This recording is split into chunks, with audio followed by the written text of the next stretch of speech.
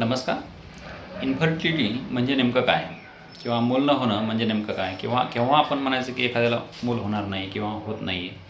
तर याचं असं असतं की जर एखादी व्यक्ती किंवा एखादं कपल वर्षभर किंवा वर्षभरापेक्षा जास्त वेळ अनप्रोटेक्टेड सेक्स करत असेल आणि तरीही जर त्यांना बाळ होत नसेल तर त्याला आपण इन्फर्टिलिटी असं म्हणतो.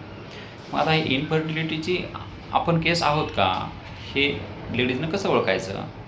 तर सगळ्यात महत्त्वाचं किंवा आपल्याला बाळ होणार नाही आहे का हे लेडीजला कसं कळेल?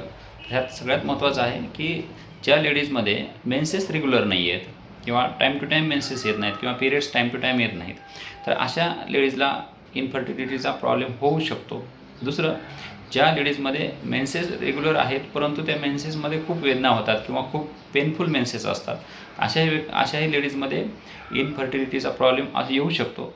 किंवा एखाद्या लेडीजला असं वाटतं की नाही थोडेफार मेन्सेस कधी फर्टिलिटी किंवा कधी बाळ राहिलं आहे असं वाटतं आणि परत काही दिवसानंतर परत मेन्सेस, म्हणजे त्या ज्या लेडीजमध्ये रिपीटेडली मिसकॅरेज होतं आहे, तर अशा लेडीजनं समजून जायचं की आपण केस हे इन्फर्टिलिटीची असू शकतो. तर अशा केस ज्या लेडीज आहेत तर त्यांनी डॉक्टरांचा सल्ला घेणं गरजेचं आहे. मग लेडीजमध्ये इन्फर्टिलिटी किंवा मूल न होणं याचे काही कारणं असू शकतात. तर ह्याचे वेगवेगळे कारणं आहेत. जसं की वय आहे. एखादी फिमेल आहे, तिचं वय 30पेक्षा जास्त असेल तर त्या फिमेलमध्ये बाळ राहण्याची शक्यता थोड्याफार प्रमाणात कमी होते. याचं कारण असं असतं की 30 वर्षाच्या नंतर जे बीजांड आहे तर ते प्रॉपरली किंवा जे एग्ज आहेत तर ते तयार करत नाही किंवा त्याची संख्या कमी असते किंवा त्याची क्वालिटी थोडीशी कमी होते. त्याच्यामुळं 30च्या नंतर थोडंसं लेडीजमध्ये बाळ राहण्यासाठी थोडीशी अडचण येऊ शकते.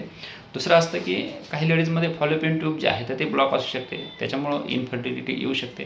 काही केसेसमध्ये फायब्रॉइड्स असतात की ज्याच्यामध्ये युट्राईन फायब्रॉइड्स म्हणतो. काही केसेसमध्ये ट्यूबमध्ये फायब्रॉइड किंवा एखादी गाठ तयार होते. ओव्हरीवर गाठी तयार होतात, त्याला PCOD असं म्हणतो. काही केसेसमध्ये हार्मोनल इम्बॅलन्स असतं की त्याच्यामुळे इन्फर्टिलिटी होऊ शकते. काही केसेसमध्ये तुम्हाला हायपर प्रोलॅक्टिनेमिया असतो की ह्या केसेसमध्ये पण इन्फर्टिलिटीचा प्रॉब्लेम येऊ शकतो.